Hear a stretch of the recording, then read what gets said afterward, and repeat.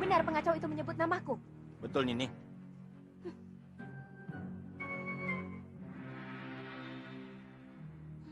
Ayo, Kang.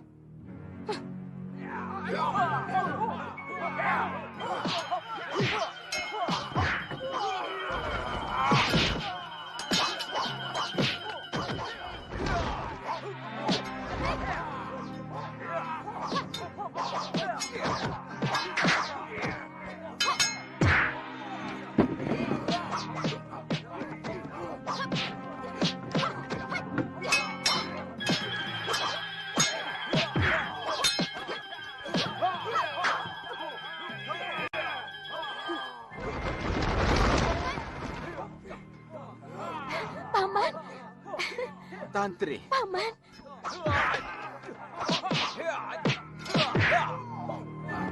Paman.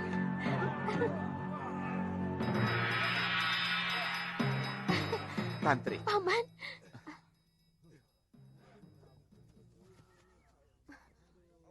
Kakang, ini Paman Brewok, anak buah kakek Kalapati dari Pulau Momongan. Paman? Paman? Iya. Tuan Penggawa, orang ini bukan orang jahat. Dia paman saya dari Pulau Momongan. Iya. Dia kasar, Nini. Bertanya sama orang membentak-bentak. Maafkan mereka. Kebiasaan di pulau terpencil membuat mereka tidak kenal tata krama. Ini Paman Brewok. Walaupun orang lain, tapi sudah saya anggap sebagai paman sendiri. Oh ya, Paman. Dari mana Paman tahu saya ada di sini? Aku mampir ke Padepokan Sugalu. Oh. Hai anak-anak, bantu para penduduk. Kalau ada yang pecah, diganti. Terima kasih, Paman. Tuan Penggawa, tolong bantu mereka ya. Baik, Nini. Setelah menghadap Bre Isdayu, Nyai Dewi Sintawati memberitahu, kemungkinan kamu ada di sini. Aku kangen sekali sama Paman, sama kakek, dan semua orang-orang yang ada di Pulau Momongan. Oh ya, Paman, bagaimana kabar kakek?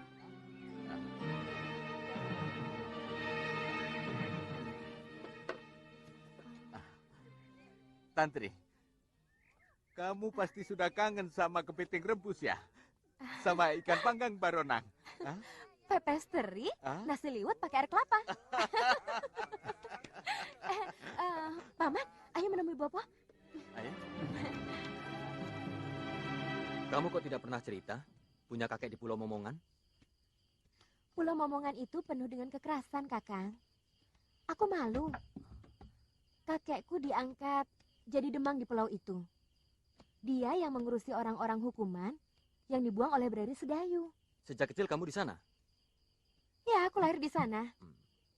Perkenalanku dengan Kakang Suliwa dan Galuh Parwati juga di pulau itu. Mereka mencari Ibu Galuh yang dibuang oleh Bre Sedayu. Tantri itu anakku. Mestinya Romo Kalapati menyadari itu. Beliau juga harus menerima kenyataan bahwa istriku Kumari Dewi meninggal karena sakit. Bukan Romo Kalapati saja yang mencintai dia. Aku lebih dari itu. Bahkan sampai sekarang aku tidak berniat untuk mempunyai istri maupun kekasih. Walaupun saat itu umur saya masih muda. Saat ini satu-satunya yang membahagiakan hidup saya adalah bertemu dengan anak saya, Kalyana Tantri. Titisan saya.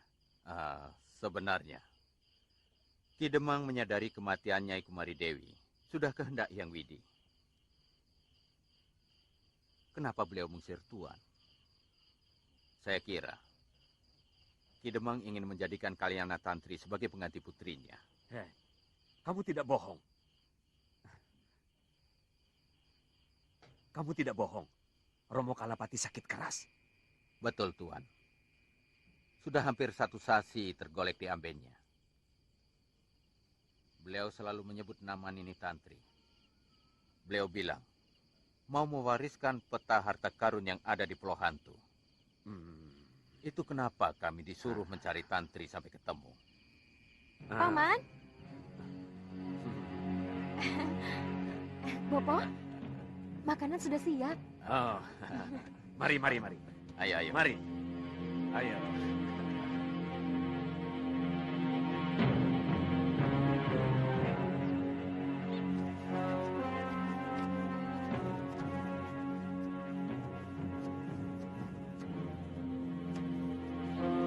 Kakang. Cari warung, Kakang.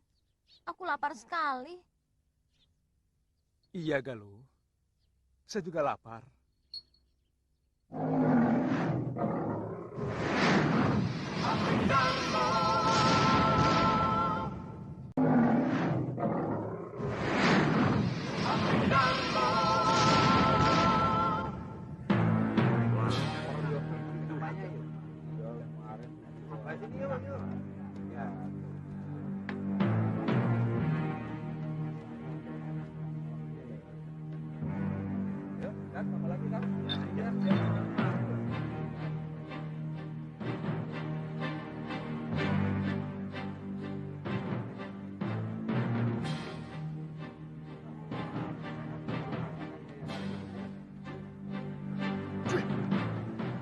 Kurang ajar.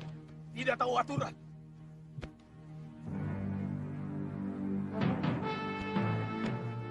Tegur orang itu, Ki.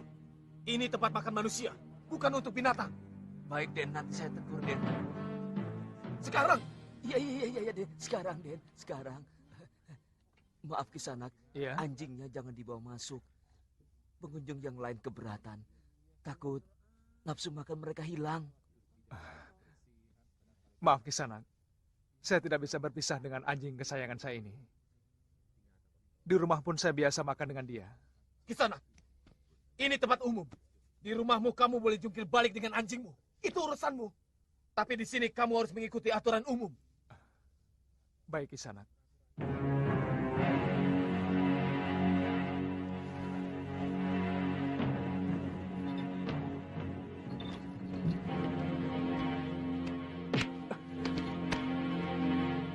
Maaf. Kaki saya tersandung. Hajar mereka, Kakang. Mereka sengaja menyengkat kaki Kakang. Sabar. Lebih baik kita makan dulu. Hei, kamu telah membunuh nafsu makan saya.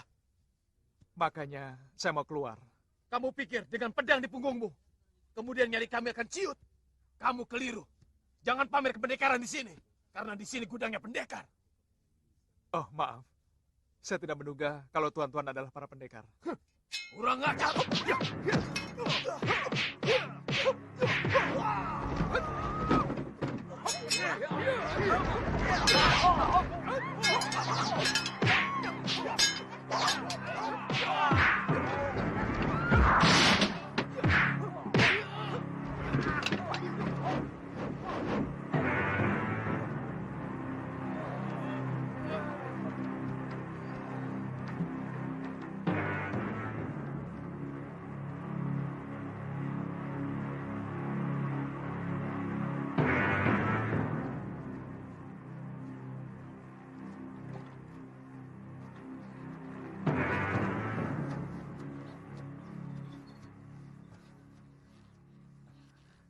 Maaf Kisanak.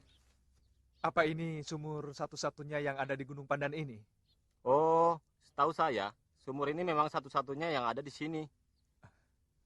Terima kasih Kisanak. Mari.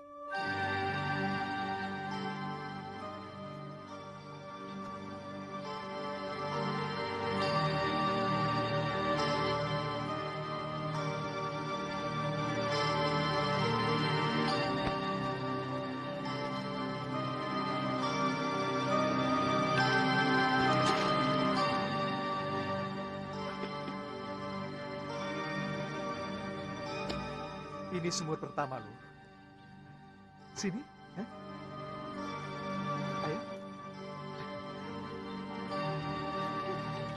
Aduh, dingin sekali kakak.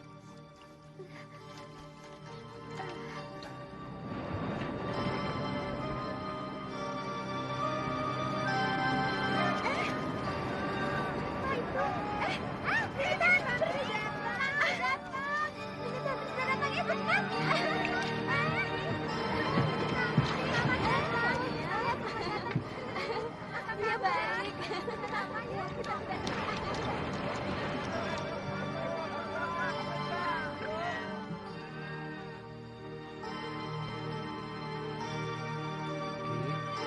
Di Demang, Iya, Nini Tantri datang.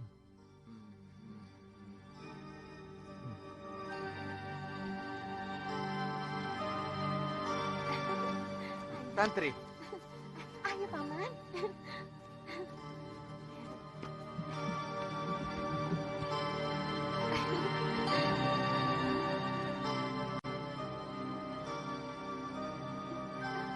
Kakek. Kakek. Kakek.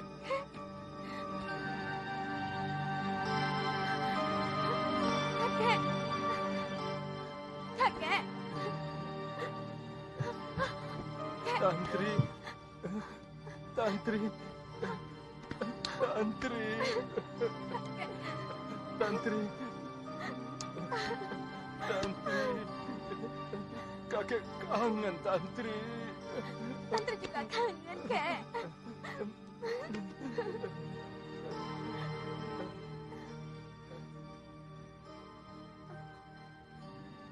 Siapa dia?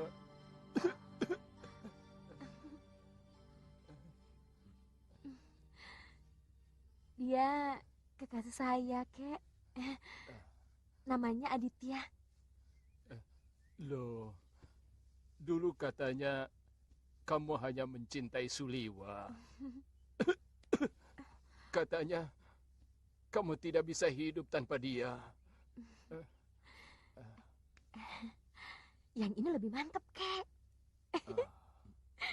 Suliwa sudah jadi milik Galuh Parwati. Saya malas kalau harus bertengkar dengan Galuh hanya soal lelaki, Kek. Galuh itu orangnya galak. Kalau bertengkar, suaranya menyakitkan kuping. Kamu takut sama Galuh? Saya takut sama suaranya, Kek. Kamu tidak mau mengenalkan kekasihmu itu sama kakek.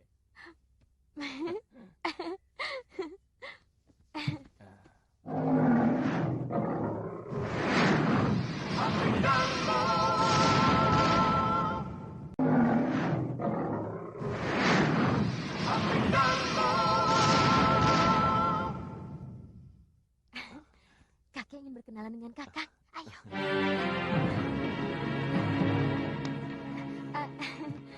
Siapa namamu? Aditya Ki Demang, Asalmu? dari Pulau Kura-Kura. Saya murid Empu Gangadara.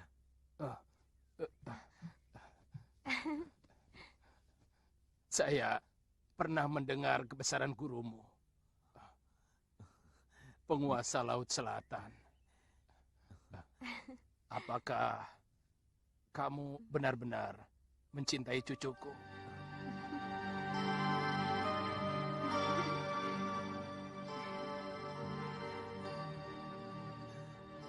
Kami sudah saling cocok. Boleh saya panggil kakek? Boleh. Mari, Nat, duduk dekat kakek. Brewok, kamu boleh pergi. Baik, Demang.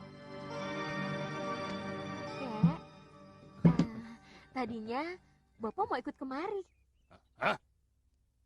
Kamu ketemu bapakmu? Ketemu. Untung dia tidak kemari. Kakek masih belum bisa memaafkan dia. Karena dia menelantarkan biungmu sampai mati. Kek, itu tidak benar.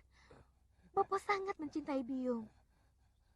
Bahkan sampai sekarang ini, Bopo tidak mau kawin lagi karena tidak mau mengkhianati Biung, Kek.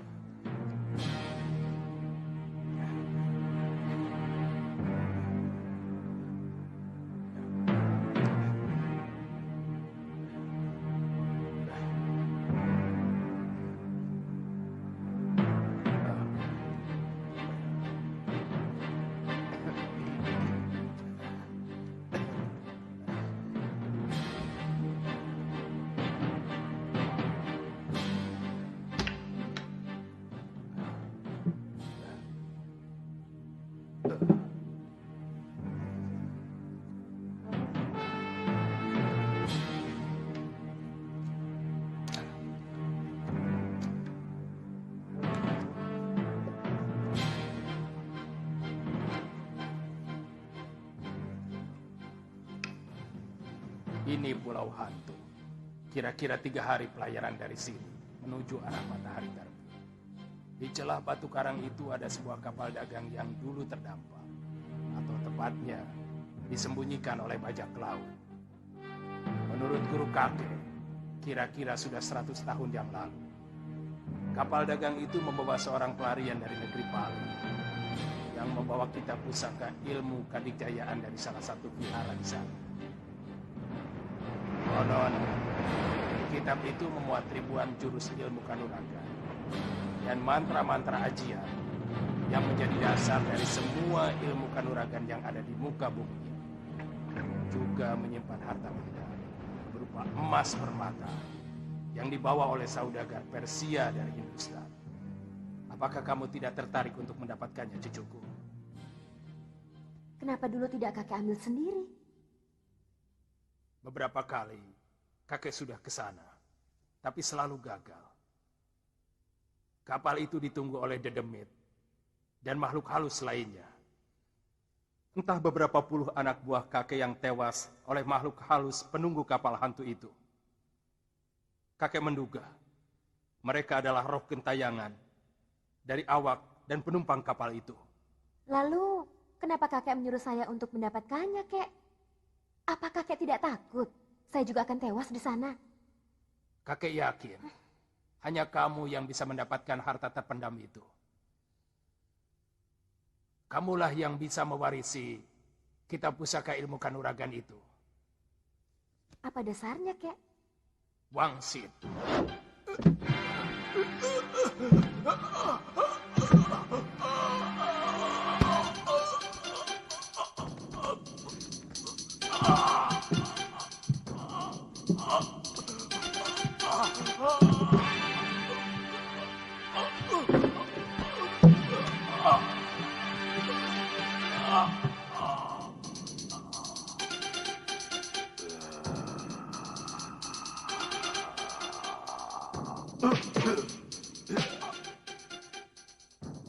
Terima kasih, Wiku. Selamatkan kitab pusaka milik kuil negeri atas awan. Hanya Kemuning yang bisa mendapatkannya. Kemuning? Siapa sebenarnya Wiku? Kenapa selalu datang dalam mimpi saya? Namaku Dharma Parayana. Aku yang menyelamatkan kitab pusaka dari kuil tua yang mau direbut salah seorang pembesar kerajaan yang serakah dan sangat kejam. Panggil Kemuning pula. Panggil. Bunga kemuning? Iya. Lalu apa hubungannya dengan saya, Kek? Sejak biksu itu datang yang terakhir, kakek berusaha untuk mendapatkan petunjuk. Apa itu kemuning?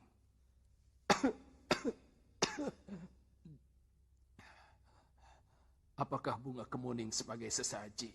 Atau apa? Kakek baru teringat Dulu pernah ada tahanan seorang wanita dari Sedayu. Dia dituduh membunuh suaminya yang berselingkuh dengan pelayan sebuah warung. Kalau nanti Tantri besar, Tantri harus menjadi pendekar yang sakti untuk menguasai pulau ini. Ya? Menggantikan kakek. Ya? Ya, Cahayu? Kidemang, perempuan ini seorang tatai. Dia telah membunuh suaminya sendiri, seorang Nayaka Sedayu. Biasanya seorang pembunuh dihukum penggal di pemenggalan. Kenapa harus dibawa kemari? Hah? Adiaksa memutuskan hukuman buang Kidemang karena suaminya memang terbukti telah melakukan perbuatan serong dengan pelayan warung.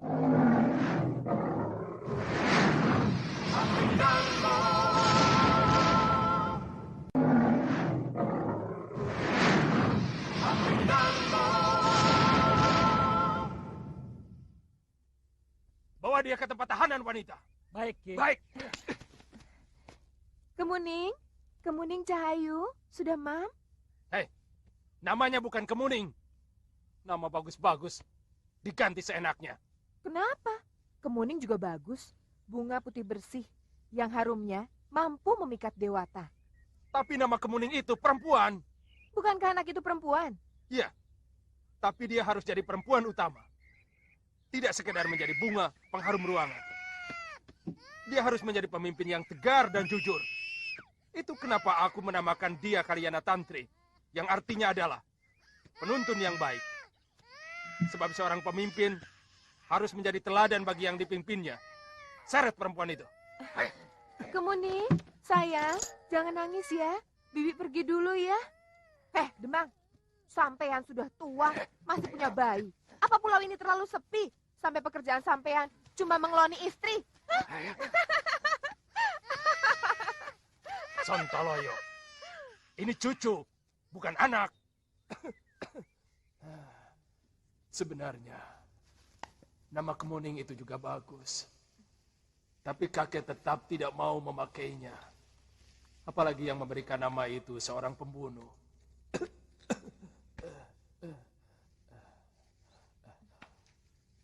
Kamu boleh mengajak Aditya. Kalau memang dia benar-benar mau menjadi suamimu.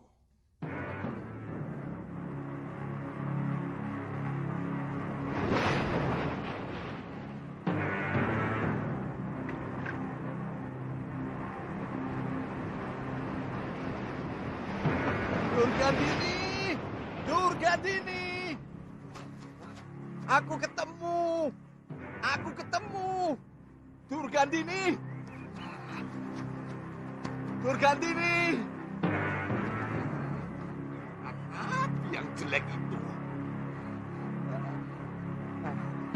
Durgandini manis, ayu. Durgandini! Weleh.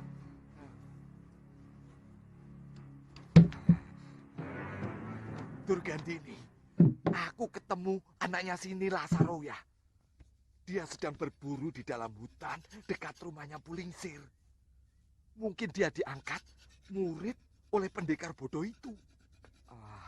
Aku ingin mendekati dia, tapi aku ragu. Dia ketakutan padaku. Untuk apa kau dekati dia?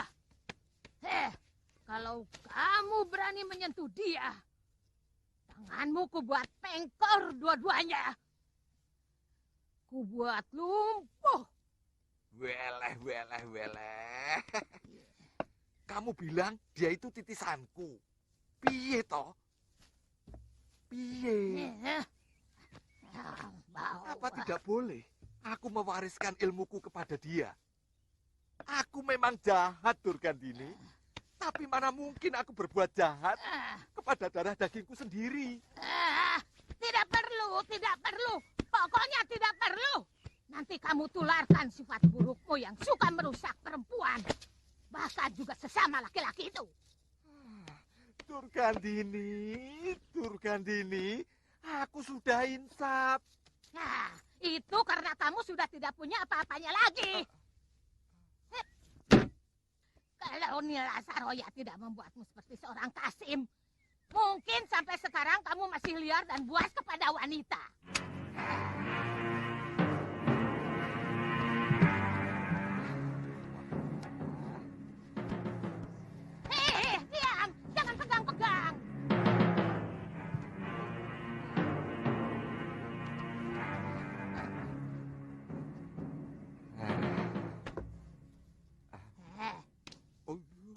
mana kamu tahu kalau anak itu sudah wirat? Aku masih ingat wajah anak itu.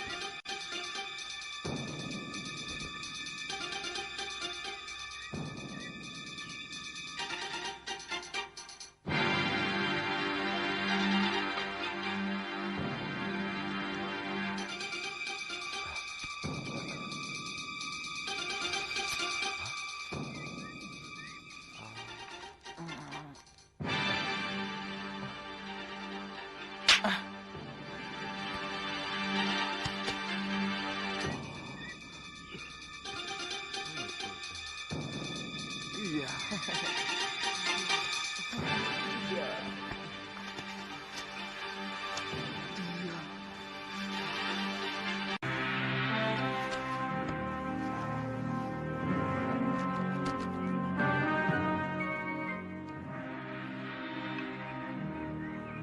Hah? Hah? Hah? Hah? Sudah wirat.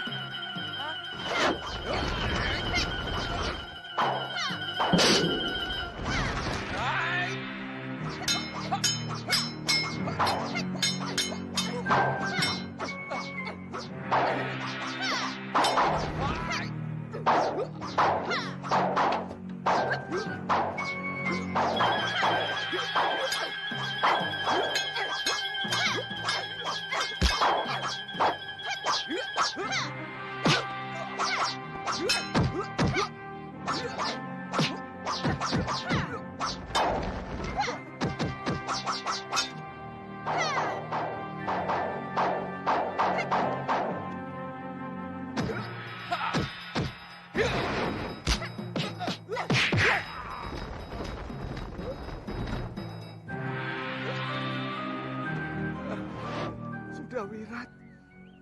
Anakku. Hantu. Hah? Anakku. Hah? Sini. Hantu! Hantu! Hantu! Hantu! Weleh, weleh. Sudah wirat. Anakku.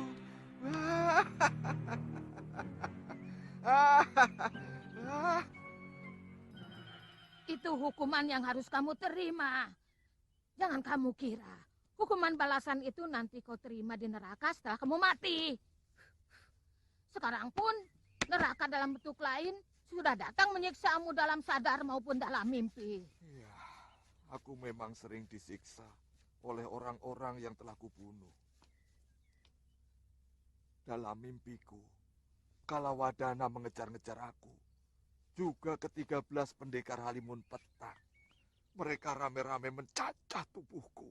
Sampai ketika aku tidak tahan, aku terbangun. Rasanya aku ingin bunuh diri untuk menghindari dari siksaan mimpi itu. Kamu pikir semua siksaan itu akan berhenti setelah kamu mati? Masih ada siksaan lain yang menunggumu. Siksaan yang jauh lebih pedih dari yang kamu terima di alam fana ini. Sebelum kamu diceburkan ke api neraka yang berkobar-kobar. Sebentar lagi juga kamu akan mengalami siksaan seperti aku. Kamu juga banyak dosa. Kamu mengkhianati suamimu, mencuri ilmu milik suamimu.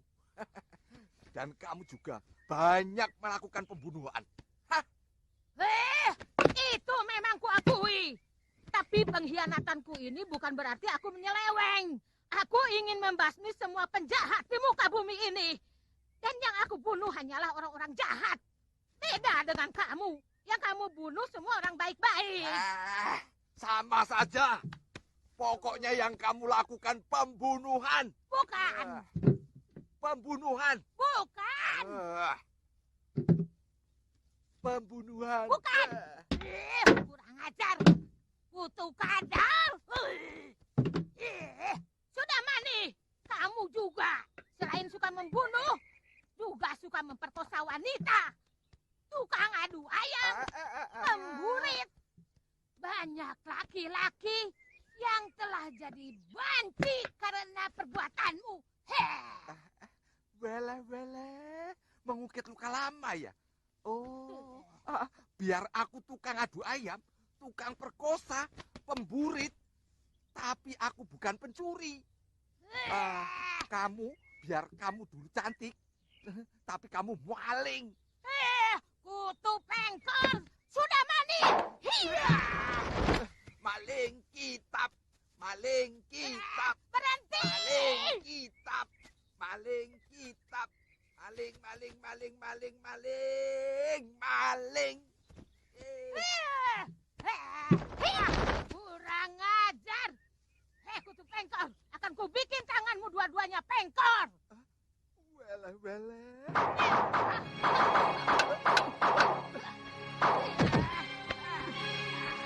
Rupanya kurang pengkor kaki kamu.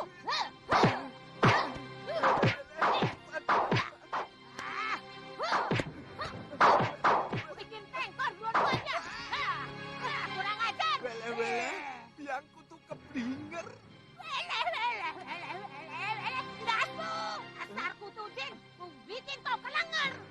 Anggot-anggotan.